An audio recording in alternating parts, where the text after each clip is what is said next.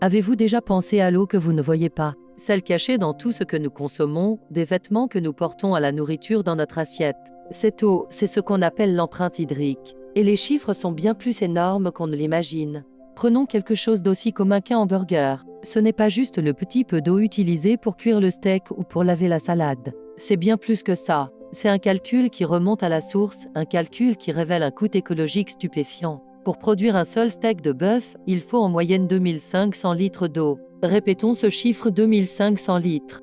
C'est difficile de se représenter une telle quantité, n'est-ce pas? Alors, mettons-le en perspective. Imaginez votre douche quotidienne. Une douche moyenne de 8 minutes consomme environ 60 litres d'eau. Si vous preniez une douche par jour, il vous faudrait plus de 41 jours pour utiliser la même quantité d'eau nécessaire à la production d'un seul steak.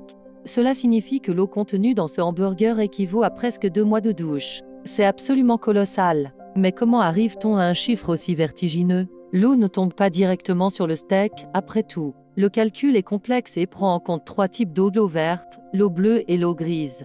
L'eau verte, c'est l'eau de pluie qui s'évapore ou est absorbée par les plantes. Pour un steak, cela représente principalement l'eau qui fait pousser l'herbe et les cultures qui nourriront l'animal. L'eau bleue, c'est l'eau prélevée dans les rivières, les lacs ou les nappes phréatiques pour l'irrigation des cultures fourragères et pour abreuver l'animal. Enfin, l'eau grise est la quantité d'eau douce nécessaire pour diluer les polluants générés par le processus de production, comme les engrais et les déjections animales, afin de maintenir la qualité de l'eau. La plus grande partie de l'empreinte hydrique d'un steak provient de l'alimentation de l'animal. Il faut des kilogrammes et des kilogrammes de céréales, de soja et de foin pour produire un seul kilogramme de bœuf. Et chacune de ces plantes a nécessité d'énormes quantités d'eau pour pousser. C'est un effet multiplicateur. Chaque étape du processus ajoute de l'eau au compteur, de la ferme à l'abattoir, jusqu'à l'emballage. Ce n'est pas un problème abstrait. Dans de nombreuses régions du monde, l'eau douce est une ressource rare et précieuse. Des communautés entières luttent pour avoir accès à suffisamment d'eau potable, pendant que des quantités astronomiques sont détournées pour l'agriculture intensive. Quand nous choisissons de consommer un aliment avec une empreinte hydrique aussi élevée, nous participons, sans le savoir, à cette pression sur les ressources mondiales. Maintenant, comparons. Que se passerait-il si ce steak était remplacé par une alternative végétale?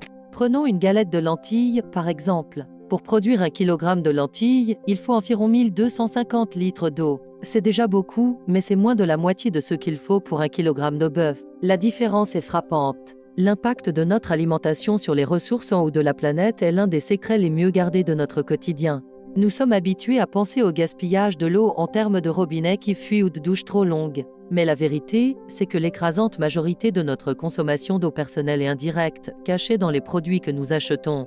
En changeant simplement le contenu de notre assiette, nous pouvons avoir un impact plus grand que nous ne l'aurions jamais cru possible. Imaginez l'économie d'aussi des millions de personnes réduisaient ne serait-ce qu'un peu leur consommation de produits à forte empreinte hydrique. Les chiffres deviendraient astronomiques. Nous pourrions libérer des milliards de litres d'eau qui pourraient être utilisés pour la consommation humaine, pour régénérer des écosystèmes ou pour l'agriculture durable. C'est une question de mathématiques, les mathématiques de l'écologie. Chaque choix alimentaire est une équation. D'un côté, le produit, et de l'autre, son coût en ressources. Et pour l'eau, l'équation est souvent déséquilibrée. Cette prise de conscience ne vise pas à culpabiliser, mais à informer, à donner les clés pour faire des choix éclairés. Connaître l'histoire derrière notre nourriture, c'est reprendre le pouvoir en tant que consommateur. C'est comprendre que chaque repas est un vote. Un vote pour un certain type d'agriculture, pour une certaine gestion des ressources. La prochaine fois que vous ferez vos courses, pensez à cette eau invisible. Pensez aux 2 mois de douche. Et demandez-vous si le coût en vaut la peine.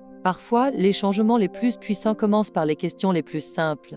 Et si nous commencions à voir notre nourriture non seulement pour ce qu'elle est, mais aussi pour tout ce qu'elle a nécessité pour arriver jusqu'à nous? Cette perspective change tout. Elle transforme un acte banal en un geste lourd de conséquences.